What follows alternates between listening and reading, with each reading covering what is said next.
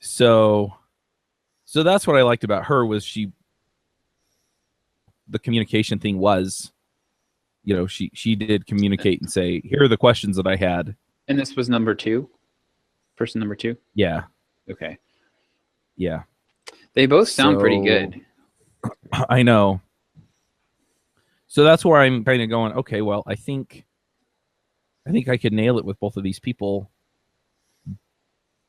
But then, Grace is already doing a lot of this work. So I don't know. But she's disappeared on me at least twice for a couple days and then come back and said I was sick or I was out of town. And didn't tell you ahead of time? And didn't tell me ahead of time. Is she from the Philippines? No, she's from Austin. Oh, yeah, Canner. Yep, hire your number 2. Get rid of her. That's a fireable offense for me. In instant fireable. That's the thing. I like her. I like her a lot. She's done a great job when she, for the things that I've asked her to do. But yep. Yeah, I mean, we hadn't fired anyone. The communication issue. So. No, I mean, I know, okay. Right? I'm 2 months behind on firing people. The reason why I asked is if someone's from the Philippines, I'd give them a little bit of slack on the communication of disappearing because they actually do have typhoons and knock out internet. Right. And just in their culture, it is just kind of part of it. Like that. Yeah. Right. So, I mean, I would still like train that person and say, look, no, you got to communicate. You got to tell me. But if someone from Austin, they're in the US, they should know, like, communication. I've got a higher standard for communication there. Like if you don't tell me what you're doing and you disappear for 3 days and you're a US person, that means I'm probably paying you more as well. Then you should know this shit. Like this is like your mom should have taught you this, right? That's one of those things I call mommy skills. Like, and if you don't have a mommy skill, like your mom should have taught you it, you're done. Because I'm not your mommy. I'm not going to teach you the things your mommy should have taught you.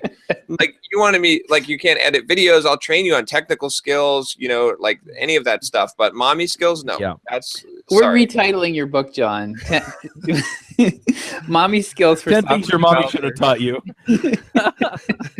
Yeah, that makes sense. The other thing that just on this point that you're making here is that if you have a smartphone or an iPad or anything like that, I mean, this is Slack, right? For heaven's sake, and she has my phone number, right? And so it'd take a minimum of effort to send a text message.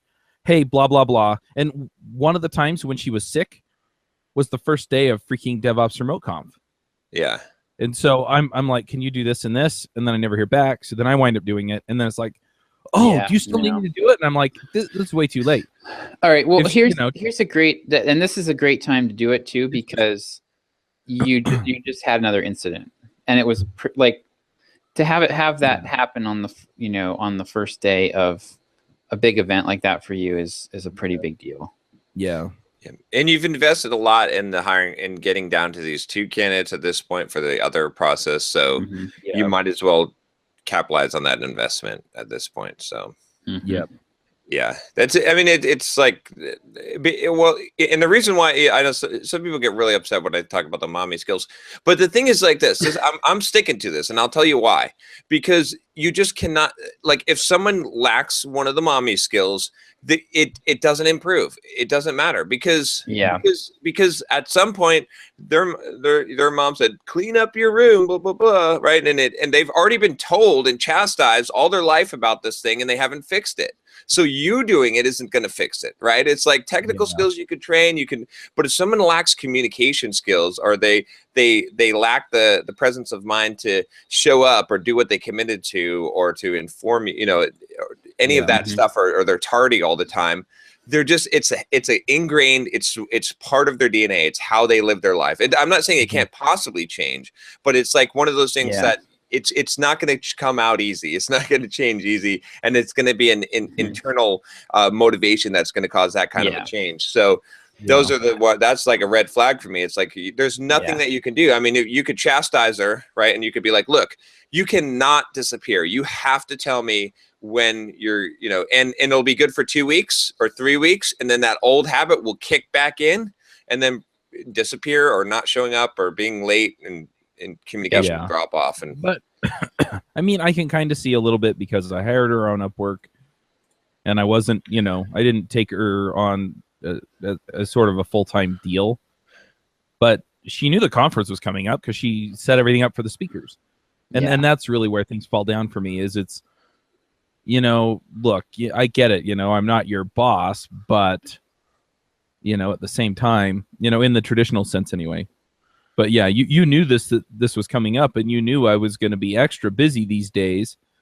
And to make me extremely happy, you would have been around and saying, okay, what do I need to do?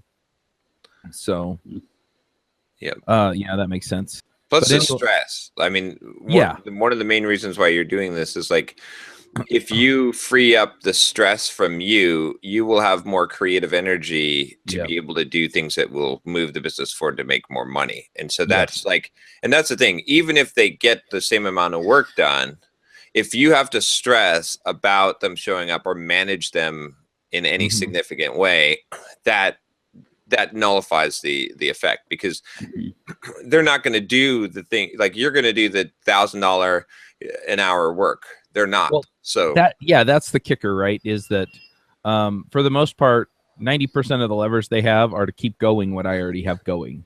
Right. And then the other 10% allow them to accelerate or not accelerate that work by doing the other outreach things and marketing things that I don't have time for. Right. The things that are going to make the big difference in the business that move it forward in major ways are the things that I'm doing. So that's writing the books and creating the content and all of that stuff. And that's ultimately what people are buying. So